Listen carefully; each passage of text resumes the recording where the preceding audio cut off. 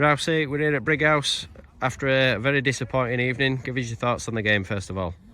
I've just said to the players, and there's no hiding place for me, and there's no hiding place for the players. It's totally unacceptable, and I've just said to them that what we've learnt this week, and I've probably learnt more in this 3 days than what I've learnt from the rest of the season. But when we scratch below the surface of what we've got, and I'll repeat what I've said, we scratch below the surface of 6 first team players being out, all that have played all season. It shows that we're either not fit enough, the ones that are coming in are not fit enough, or they're not good enough, or the ones that are fit enough and good enough haven't got the right mentality to win football matches, and that's a massive problem. So there'll be changes this week, and the club won't accept that. There'll be changes to the playing squad. There'll be people leaving the football club this week, and that's the harsh reality of football. You put on performances like that, and you turn out sort of twice in 3 days and show that level of performance. Then for me, you don't deserve to be around a group that's in the top 5.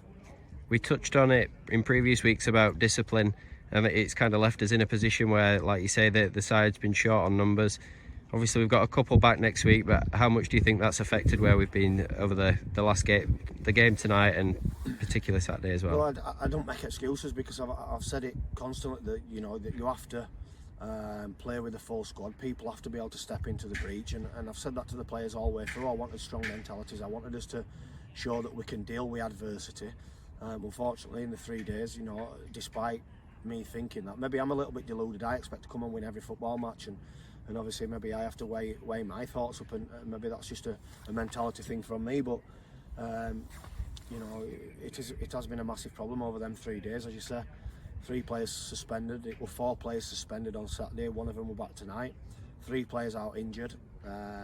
Just about an entire back 4. But when you cross the white line, you've got to have a little bit of pride in your performance. You've got to be able to stick to the task, go with runners, do the right things. We've done none of it. You can see that it's been an absolute field day.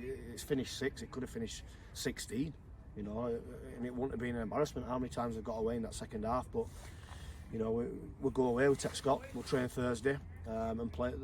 As I said, there'll be changes to the playing squad, people coming in, people going out, and that's just the harsh reality of football.